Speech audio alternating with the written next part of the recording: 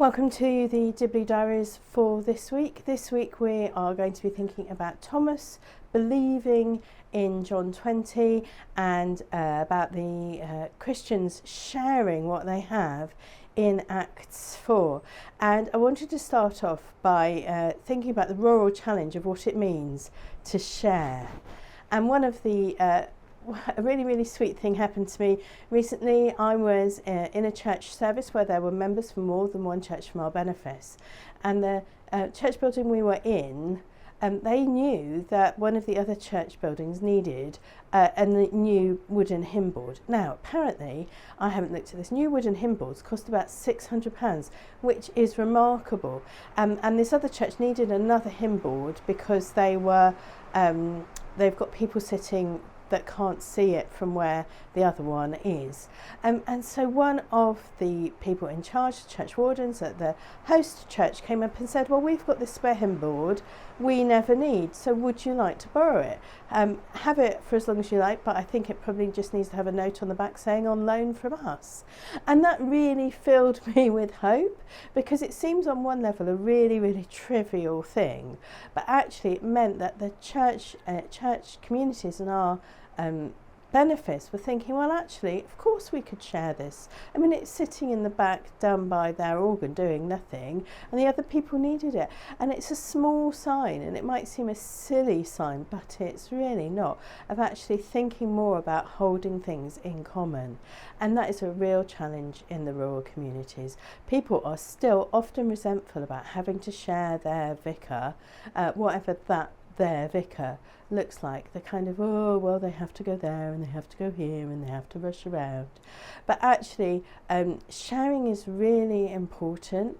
And so I just was really encouraged that just even the sign of sharing a little hymn board made a big difference to sharing. And if the rural churches could get better at sharing different things, there are all sorts of things that their lives would be enriched by understanding about sharing in the way that the early church that we hear in Acts 4 shared, and it would make a radical difference to how people viewed parish share if people understood sharing better in the way that the Christians in the early church did.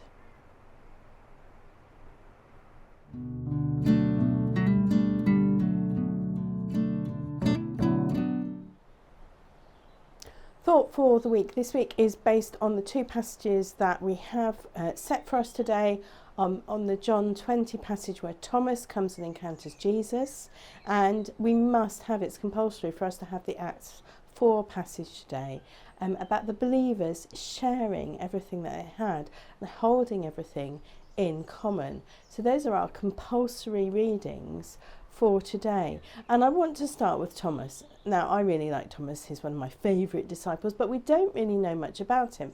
We don't know what he did before he was a disciple. There is some speculation that he might have been a fisherman, but it's not really listed as one of the things that Thomas did. And we don't know what happens to him after the resurrection. He asks Jesus a very pertinent question in John 14. He also is very brave, and that when Jesus says, I must go up to Jerusalem to die, Thomas says, well, then we must go up to Jerusalem and die with him as well. So Thomas gets this kind of nickname of Doubting Thomas because of the passage in John 20. But Jesus isn't harsh with Thomas. Jesus shows Thomas his side and his hands, and Thomas believes. And then what does Thomas do with his belief? What are the consequences of the belief for Thomas? So there's a tradition, a strong tradition, that Thomas went preaching, and he went east. And he started to tell everybody to the ends of the earth about Jesus, just like Jesus has said that they should do around the time of the Ascension. So Thomas went, and they think that he maybe got as far as India. Now, there's a strong church in southern India, and the South Indian church has been there for ages and ages and ages and ages and ages. And they say, well, it was Thomas. It was Thomas who brought this faith to us. So Thomas had walked to Chennai from Jerusalem telling people about Jesus. That was the result of his faith. Now some people might say, oh well, Thomas didn't really do that, but I want to say, well, maybe it wasn't Thomas, but people believed that it could have been Thomas. People understood Thomas could have done that. I think Thomas probably did go. I am not a Thomas skeptic on this. I think Thomas did go to Chutney. I think he went a long time. It took him a long time to get that. I mean, it's 6,500 kilometres.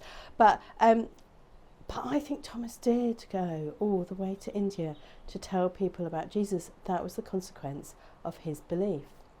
Then we have the Christians in Acts 4, and we hear that the consequence of their belief was sharing.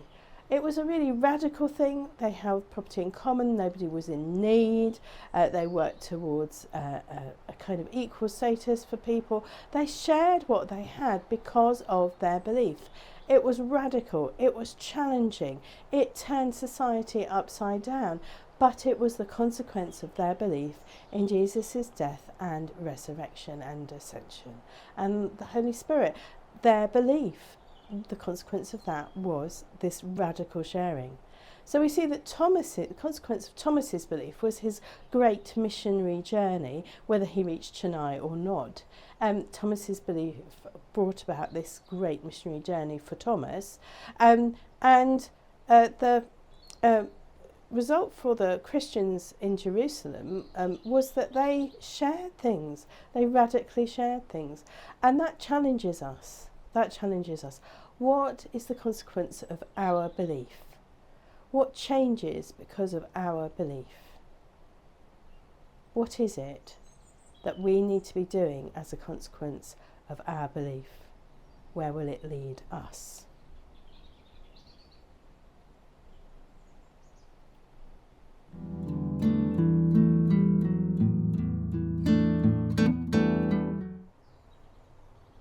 The Dibley moment for this week is about holding on to things instead of sharing them, and it's about something that was held on to in a church community that I worked in the early 2000s. Someone came up to me and said, oh, I've got all this stuff that belongs to the church in my house and I'm tidying up and I need to get rid of it. And I said, well, what is it? And she said, well, it's the stuff we have for making extra kneelers. And I'm like, oh, do we need extra kneelers? And she said, no, we already have more kneelers than we have chairs. And I went, well, how long has that been the case? And she said, well, since they changed the floor of the church and put in chairs in the 1980s.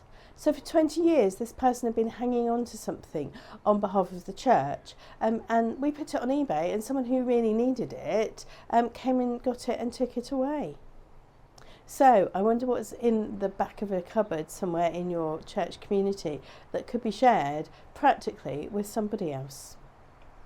That's it for the Dibley Diaries for this week. I pray that you and your village, however large or small, have a really blessed week, and that you are challenged by your belief in Jesus this week to do something that maybe you weren't thinking about doing before.